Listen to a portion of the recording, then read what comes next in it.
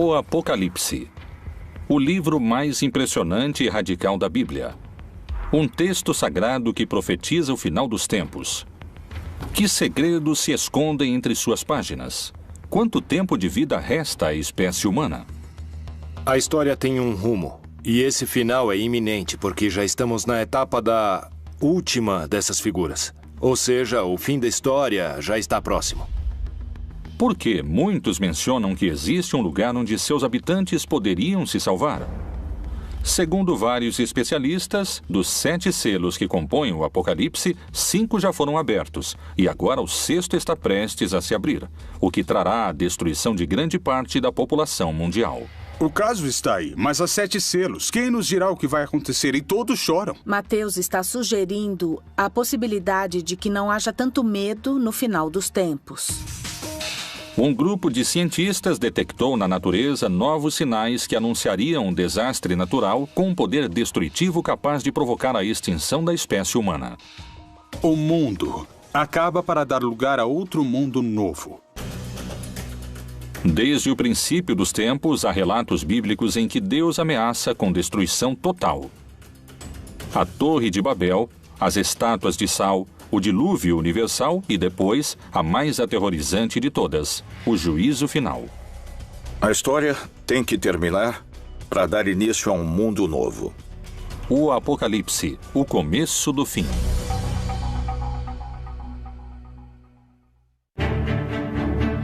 Ao longo da história, a ideia do fim do mundo provocou numerosas teorias. Algumas inspiraram esperança. Outras até provocaram suicídios em massa. Várias reavivaram o histórico enfrentamento entre a fé e a ciência. Mas, de modo geral, todas previram um final que nunca chegou. No entanto, hoje, vários cientistas e estudiosos da Bíblia consideram a possibilidade de que o fim do mundo esteja próximo.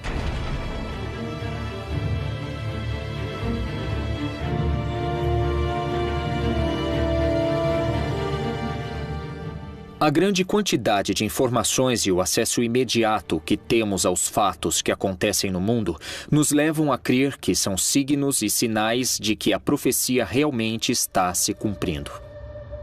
Qual é a informação secreta contida no livro mais impressionante da Bíblia e que acaba de ser revelada?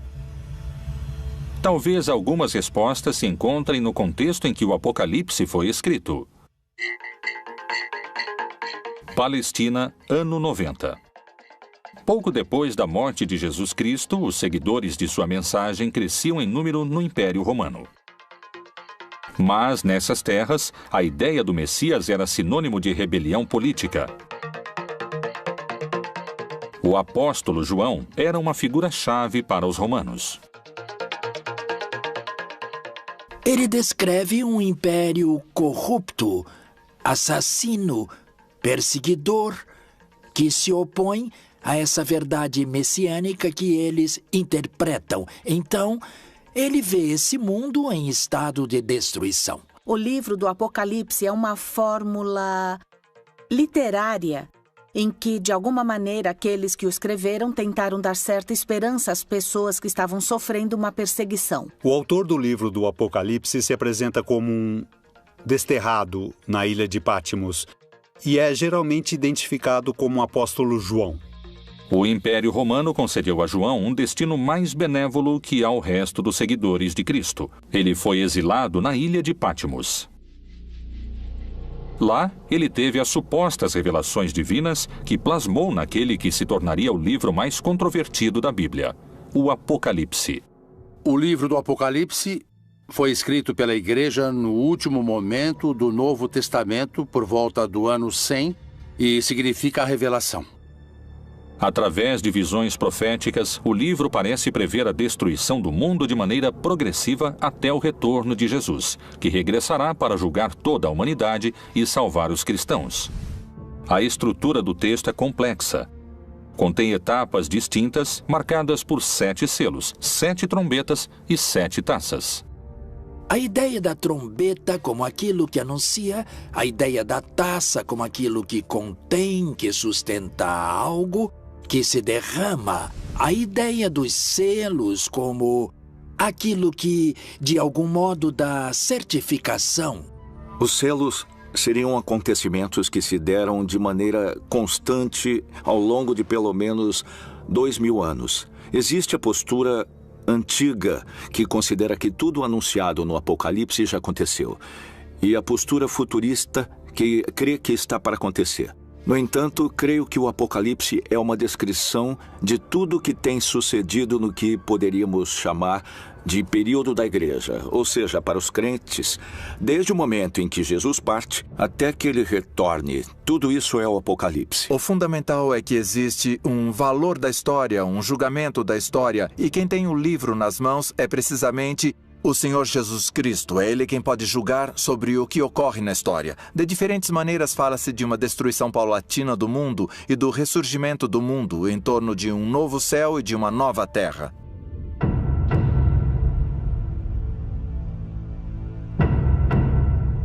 Até hoje, esse texto complexo tem suscitado todo tipo de interpretações. Uma das hipóteses é que nos encontramos na fase final do Apocalipse. É a etapa chamada Grande Tribulação.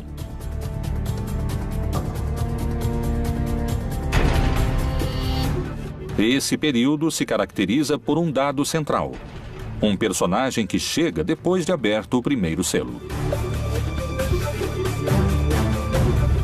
Parei sobre a areia do mar, e vi subir do mar uma besta que tinha 7 cabeças e 10 chifres. O que o Apocalipse diz é que então vai haver uma batalha em que o vencedor final será Cristo. Ele vai vencer o anticristo, a besta. Esta besta representa todo o poder contrário ao cristianismo. O primeiro selo é um cavaleiro branco que representaria os falsos cristos que vão se deixar enganar quando renunciam ao verdadeiro rei, que é Jesus. O texto narra que a besta tem tanto poder que vencerá todos que tentem enfrentá-la. Mas quem representaria a figura da besta? E quando acabarem seu testemunho, a besta que sobe do abismo travará guerra contra eles, e os vencerá e os matará. Através da história, esse personagem foi mudando em suas diferentes interpretações. Hoje, o líder da Igreja Católica identifica o anticristo com uma figura que surpreendeu sua própria comunidade. O Papa disse que o anticristo é a corrupção, e disse, em algum sentido, que é uma adaptação da Bíblia. João, que fala do anticristo no Evangelho, diz que o anticristo é aquele que não crê em Cristo, que nega Jesus. E o que está na Bíblia, quando diz que o número da besta é 666 ou 666, é que são letras. Porque em nenhum idioma antigo, nem o grego, nem o hebraico, nem o latim, havia números. Existiam números, mas eram representados com letras. Estão indicando um nome, e em hebraico é César. Então, pode ser que represente o poder político que ataca a igreja. A condenação dos corruptos pelo chefe máximo da igreja causou impacto ao expor a figura do anticristo. O diabo é uma configuração que pode ter expressões muito claras em personagens nefastos da humanidade, como Hitler, como Videla, como Pinochet ou uma pessoa como Stalin.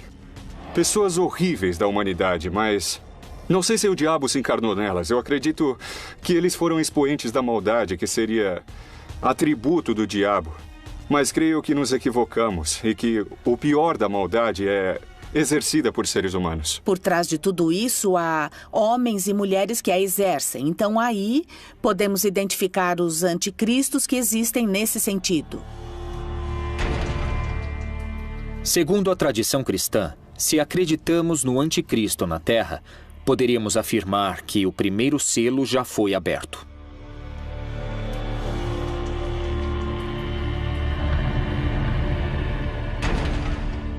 O segundo selo revela um cavalo vermelho, que significa a violência, a guerra, e que precisamente está descrevendo a guerra, a destruição da comunidade. O cavalo na América Latina, pelo menos no Cone Sul, era muito comum como meio de transporte. No Oriente Médio é muito mais restrito, há muito menos cavalos.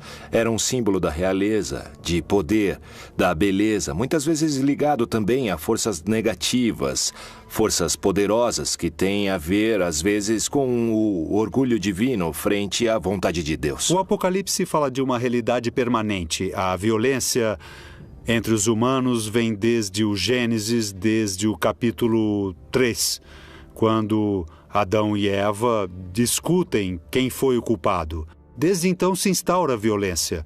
Não há época em que não exista violência entre os humanos, morte e destruição.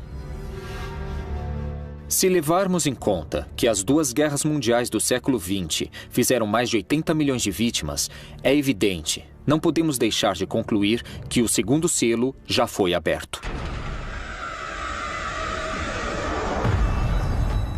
O terceiro selo trata da fome. Uma pessoa em cada 9, 13% da população mundial, passa fome, segundo dados do último relatório da ONU.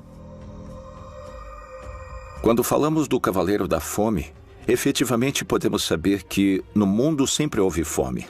Hoje temos 850 milhões de pessoas morrendo de fome no mundo. Mas a fome ameaçou o mundo. É um cavaleiro que cavalgou ao longo de toda a história de toda a humanidade. Cada novo selo é muito mais poderoso que o anterior e faz mais vítimas na Terra. Se tivermos em conta a fome que hoje existe na Terra, definitivamente podemos dizer que o terceiro selo do Apocalipse foi aberto.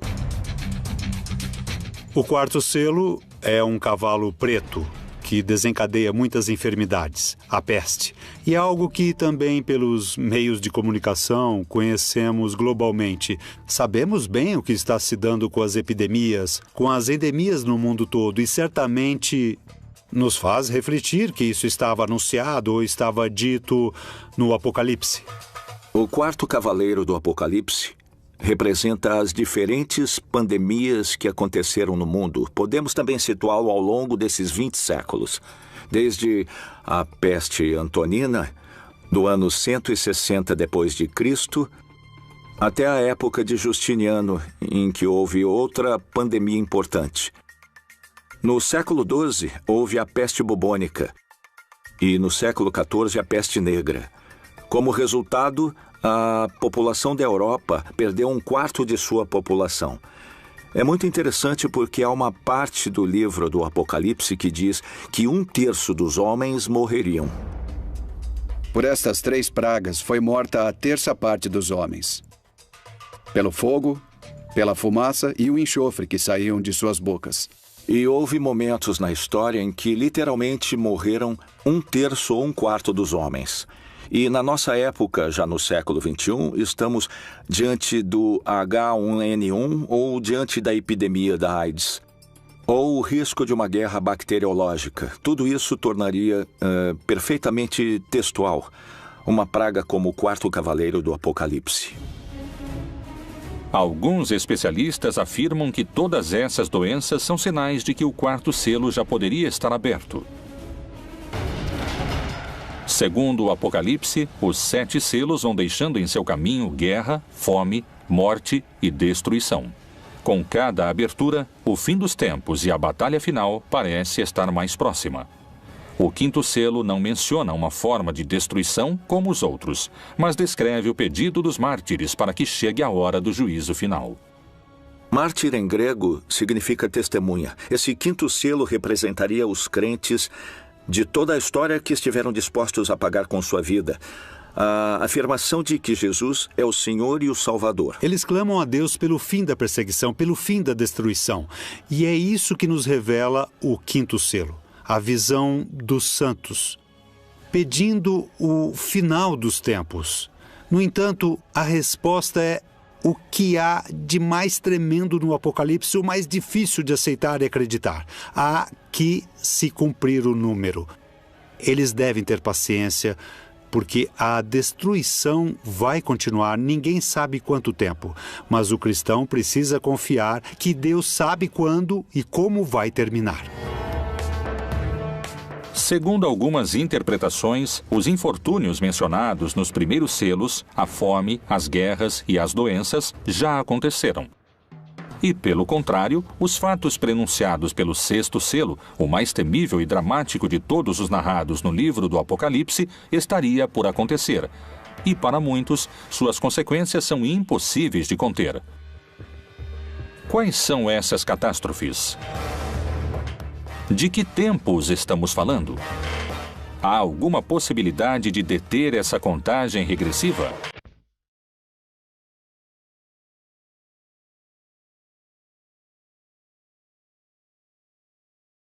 O Apocalipse, o livro mais misterioso da Bíblia. Supõe-se que foi escrito pelo apóstolo João com símbolos e mensagens ocultos para não cair nas mãos dos romanos, que o teriam destruído.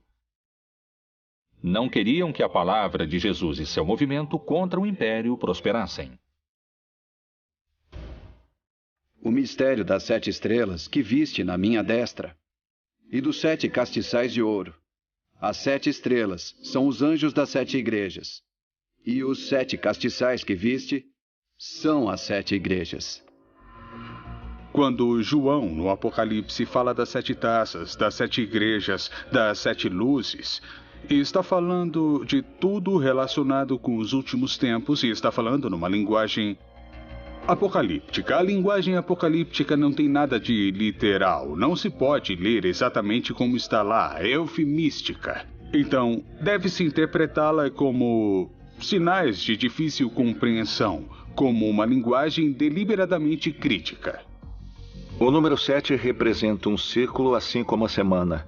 Se falamos das 7 igrejas ou dos 7 anjos, mas também pode ter aspecto negativo se falamos do dragão, que é o diabo com 7 cabeças, ou da grande Babilônia, que está sentada sobre 7 montes.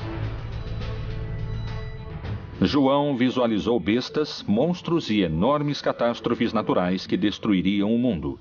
No entanto, também descreveu um lugar que será salvo. E eu, João, vi a santa cidade, a nova Jerusalém, que de Deus descia do céu, adereçada, como uma esposa ataviada para o seu marido. Portanto, a chave para entender o Apocalipse é ver na Nova Jerusalém o novo povo de Deus. Diz que é dourado ou que é de ouro, porque o ouro no Apocalipse representa o caráter de Deus. Os crentes no final estarão tão cheios de amor, uns pelos outros, tão cheios de amor a Deus, que isso é descrito como uma cidade dourada. O Apocalipse fala de uma nova Jerusalém. Quando o Apocalipse foi escrito, ou pelo menos quando foi editado, a cidade de Jerusalém já havia sido destruída. Estava em ruínas. Quem são esses eleitos mencionados no texto sagrado? Como é o povo que se salvaria do fim anunciado pelo Apocalipse?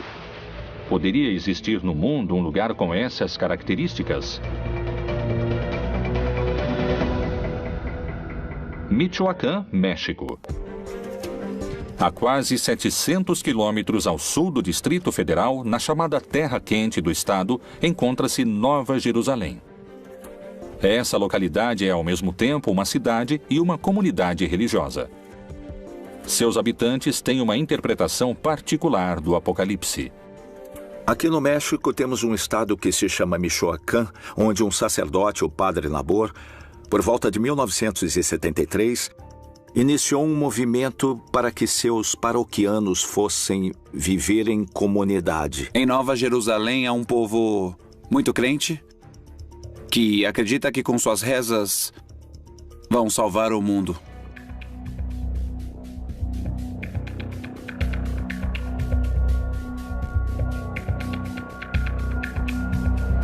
Nessa cidade nos disseram que o mundo vai acabar e que só vão se salvar aqueles que têm fé em Deus e os que rezam, os que se ajoelham e pagam o dízimo, os que se humilham, os que ficam de joelhos diante do tirano, que é o que sempre nos disseram. Como começou essa ideologia que hoje define a vida cotidiana de cerca de 2.500 pessoas?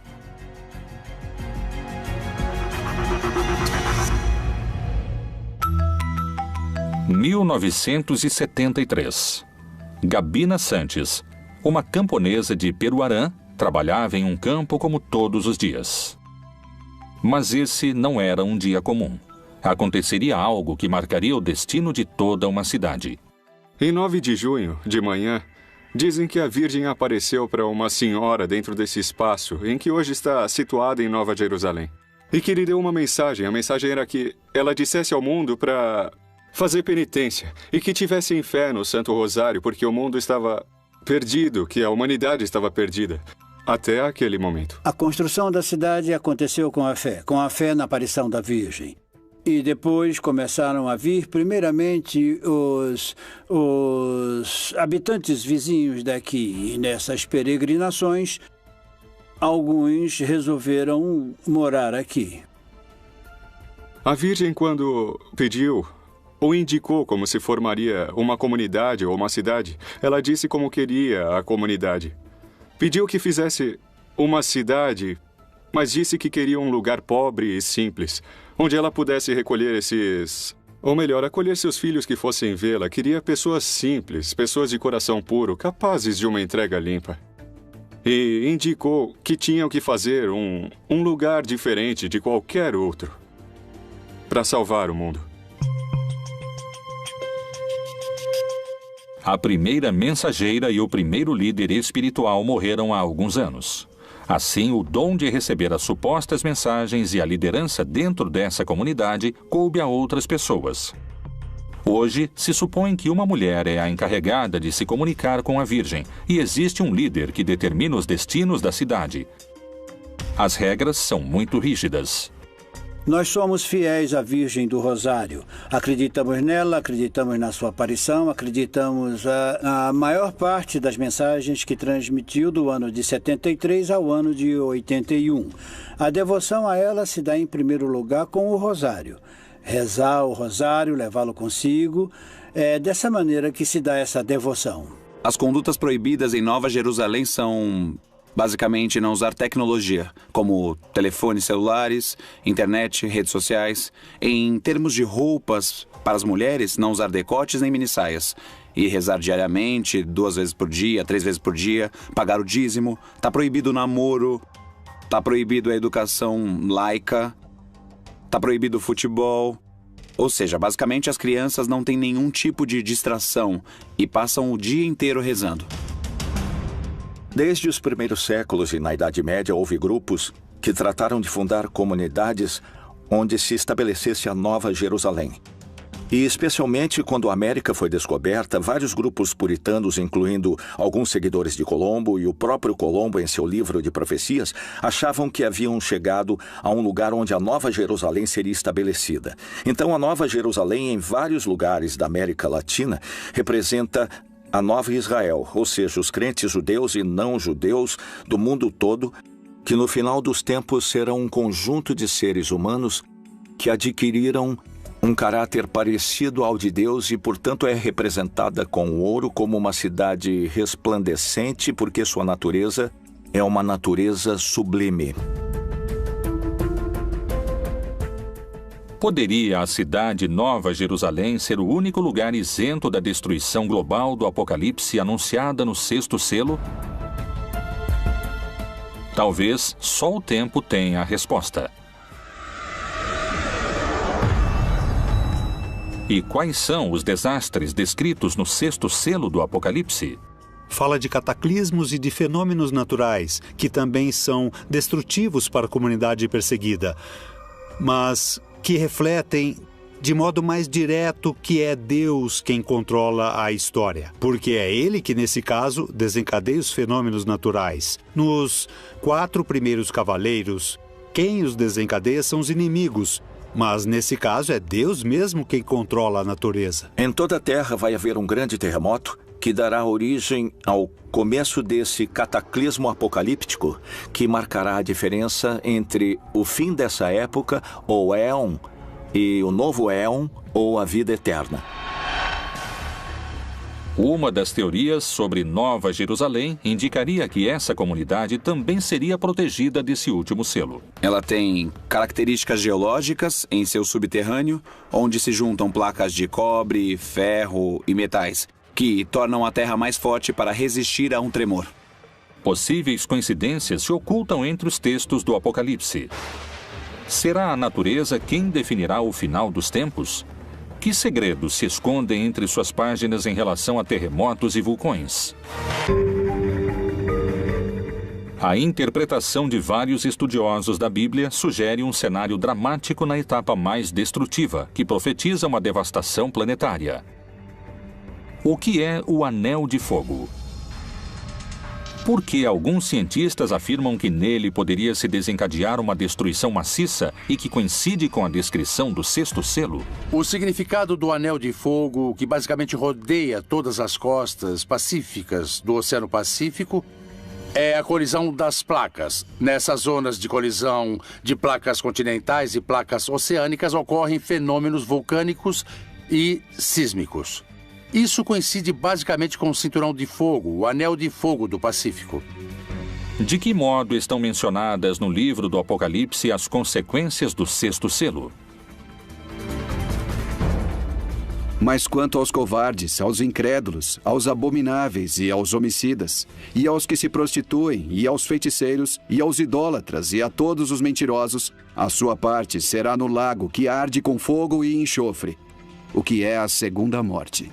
Do ponto de vista geológico e astronômico, os fenômenos são basicamente a extinção do Sol. O Sol vai passar a ser um gigante vermelho, aumentará significativamente de volume e absorverá nesse crescimento tanto Mercúrio quanto Marte. A proximidade do Sol fará com que o planeta se aqueça muitíssimo e, nesse momento, desaparecerá a vida. E havendo aberto o sexto selo, olhei, e eis que houve um grande tremor de terra. Quando se abre o sexto selo do Apocalipse, ocorrem os terremotos. Aqui, a palavra é literal. Não existe outra definição, nem explicação, nem nenhum tipo de erro de tradução. O reaquecimento poderia estar simbolizado pelo fogo, mas parece que esse não é o único desastre natural possível. A mensagem da Virgem de Nova Jerusalém anuncia que o final também poderá chegar através de grandes terremotos. Qual é a visão dos cientistas? Tal como o Anel de Fogo, também existe um risco maior de terremotos na América Latina? Equador, 31 de janeiro de 1906, magnitude 8.8. Chile, 22 de maio de 1960, magnitude 9.5. Foi o terremoto mais violento de que se tem registro. 4.000 pessoas morreram e cerca de 2 milhões perderam seu lar. México, 19 de setembro de 1985, magnitude 8.1. Mortos, 20 mil. Haiti, 12 de janeiro de 2010, magnitude 8.0. 220 mil pessoas morreram. Os pontos do mundo com maior atividade sísmica são os que se encontram próximos de alguma falha, que é a união entre duas placas tectônicas. Toda a costa ocidental da América, não só da América Latina, mas também da América do Norte, que é parte do Cinturão de Fogo do Pacífico, tem atividade sísmica permanente, de graus baixos até graus altos, mas sempre está relacionada ao movimento das placas tectônicas, como é o caso também do vulcanismo. Porque se levantará nação contra nação e reino contra reino. E haverá terremotos em diversos lugares, e haverá fome e tribulações. Estas coisas são os princípios das dores. O aumento da grande quantidade de terremotos que vem acontecendo desde 2009 é um fenômeno que a ciência investiga e para o qual ainda não pôde dar uma verdadeira explicação.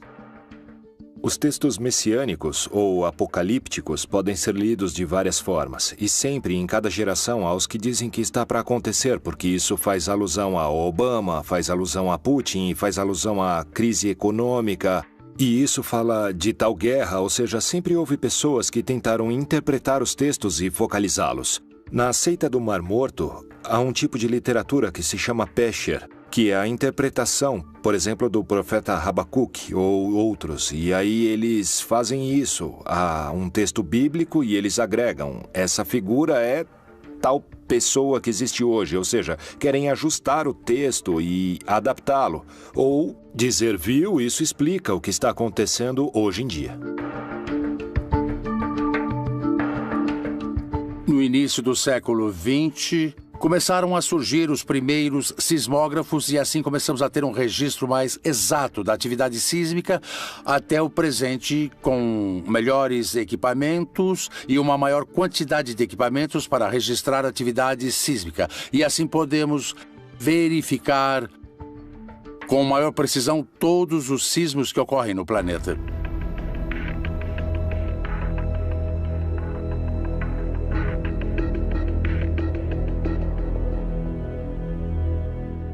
O sexto selo do Apocalipse descreve um grande terremoto e também a ideia de que os céus se revolveram como se formando um rolo.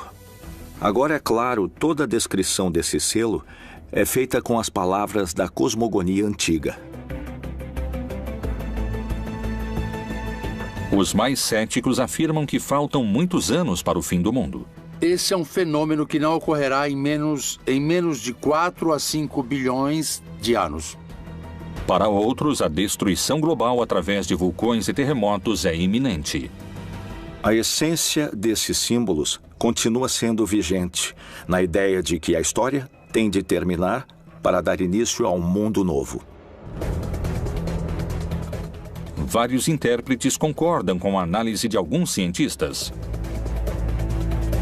Vivemos em tempos apocalípticos e o fim do mundo pode começar a qualquer momento. Vamos assistir a um final do mundo dos tempos bastante forte e muito caótico. O sol, a lua, as estrelas vão cair. E Jesus irá se estabelecer na terra e vai separar os que o seguiram dos que não o seguiram. Qual é a evidência que confirmaria o possível retorno de Jesus antes do fim dos tempos? Talvez a resposta se encontre em outros livros da Bíblia.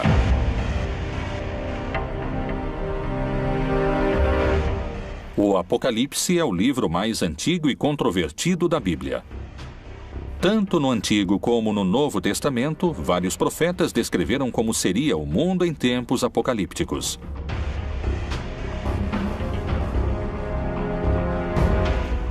E este evangelho do reino será pregado em todo o mundo, em testemunho a todas as nações. E então virá o fim. No Evangelho de Mateus, nos capítulos 24 e 25, utiliza-se essa expressão literária para falar do final dos tempos, mas utilizando o personagem de Jesus. Mas o interessante do Apocalipse é que matam os que não creem, os que não seguem Jesus, os que não foram fiéis a Jesus. O povo cristão não deveria ter medo de ler o Apocalipse, porque é para aqueles que não foram fiéis a Jesus. Se eu fui fiel a Jesus, estarei do lado daqueles que irão se salvar. Muitos correrão de uma parte para outra, e a ciência se multiplicará. Daniel também faz parte desse mesmo gênero literário. Escreveu alguns de seus fragmentos e de maneira apocalíptica. E também aqui podemos reconhecer esse aceleramento dos processos humanos, dos processos históricos, que de fato na época em que Daniel escreveu não se podia imaginar a quantidade de conhecimento acumulado, as possibilidades tecnológicas acumuladas e também os recursos humanos acumulados. E simultaneamente a isso, o desgaste do planeta, o desgaste das relações humanas, a quantidade de habitantes, tudo isso evidentemente influi e estamos num tempo de aceleração e isso é indiscutível. A cada minuto somam-se cerca de 2.000 páginas ao conhecimento científico do homem, e uma pessoa precisaria de 5 anos para ler todo o material que é produzido a cada 24 horas. Temos carros que chegam a 350 km por hora e aviões que ultrapassam a velocidade do som. Um ritmo de vida incomparável ao que se levava há 2.000 anos.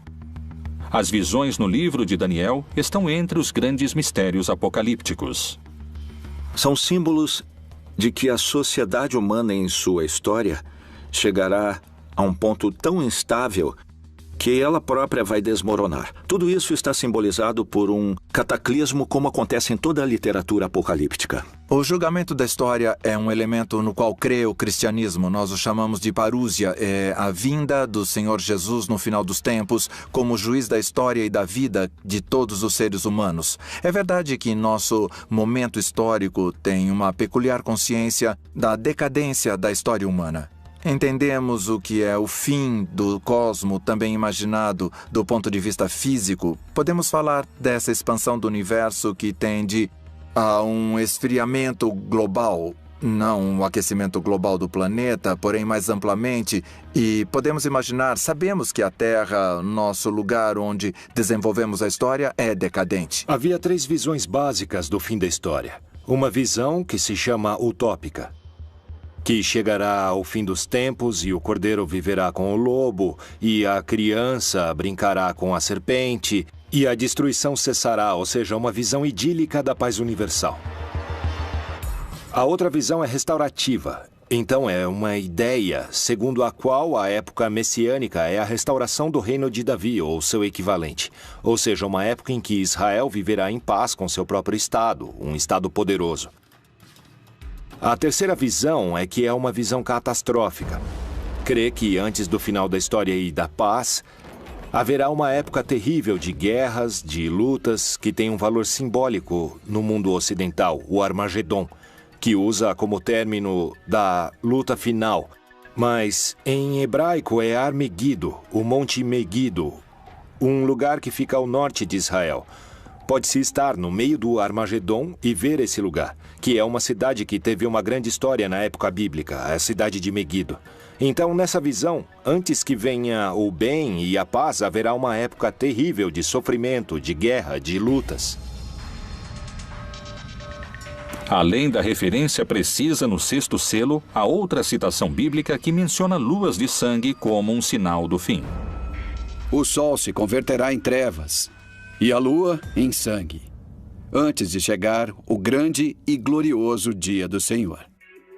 Lucas, no livro dos Atos dos Apóstolos, fala de uma lua vermelha. No entanto, se refere ao Antigo Testamento, algo que está anunciado no Antigo Testamento. Pois em muitos livros do Antigo Testamento fala-se do fim, sobretudo da vingança de Deus ou do dia de Yahvé, em termos apocalípticos.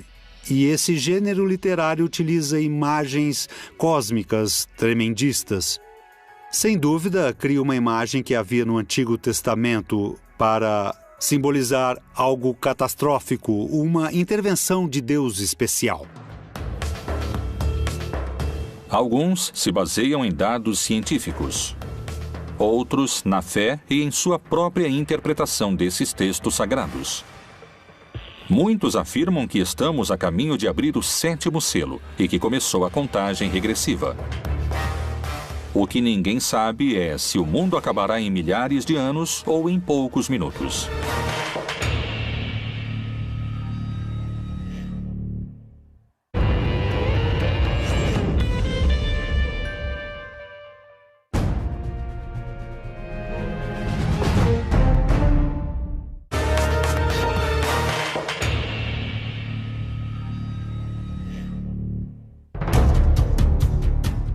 As profecias apocalípticas têm um espaço próprio no livro mais importante da história, a Bíblia. Depois das catástrofes do 6º selo, o texto descreve a abertura do 7º, em que 7 anjos tocarão 7 trombetas e 7 taças serão derramadas. Esse selo anuncia o fim dos tempos e a batalha final. E vi outro grande e admirável sinal no céu. 7 anjos que tinham as 7 últimas pragas, porque nelas é consumada a ira de Deus. Na verdade, o 7º selo supõe o fim da história, o fim das perseguições, o triunfo dos eleitos, a derrota dos malvados, da besta, do dragão, etc. O Apocalipse também mostrou ao longo de todo o texto que quem comanda a história é Deus, que ele inclusive permite aos maus e aos cataclismos atingirem os eleitos. E finalmente o sétimo selo revela o triunfo divino, a instauração do reino de Deus no mundo. O dia final será precedido de uma batalha entre um anticristo e Deus ou o bem. O que o texto está dizendo é que há um momento final da história em que o bem vence, e vence de uma maneira definitiva, e que Jesus, que venceu a morte, voltará numa manifestação gloriosa. Isso se chama parúzia, a segunda vinda de Jesus. É um dia de júbilo, de vitória para aqueles que creem em Jesus. O texto diz que esses horrores vão terminar e que haverá um juízo final no qual serão castigados todos os opressores, ou seja, todos aqueles que nos fazem sofrer e que finalmente serão castigados, porque finalmente triunfará a libertação.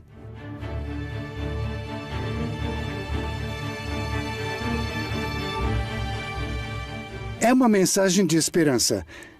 Mais tarde, a igreja transmitiu isso como se fosse uma revelação sobre o que vai acontecer depois da morte, que haverá um juízo final sobre todos, ok? Então isso já é uma interpretação feita pela igreja que faz parte do seu projeto de dominação. O Apocalipse não é um livro histórico. Não é um livro do futuro, não é como uma bola de cristal que revela o futuro. É um gênero literário, escrito no gênero literário judaico-apocalíptico. A atmosfera se torna de terror quando o Apocalipse é citado hoje. Não é sobre o futuro. Quem escreveu o livro não estava pensando no fim do mundo, nem no futuro. Estava pensando no presente. Existiria o povo eleito que poderia se salvar do fim do mundo? Seria possível minimizar as consequências das catástrofes naturais?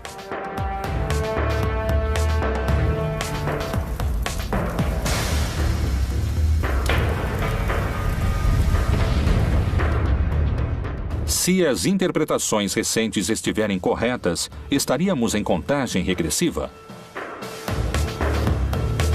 Seria preciso um milagre para nos salvar? O Apocalipse seria o melhor roteiro de um filme de ficção ou a advertência de um final anunciado? Só o tempo trará essas respostas.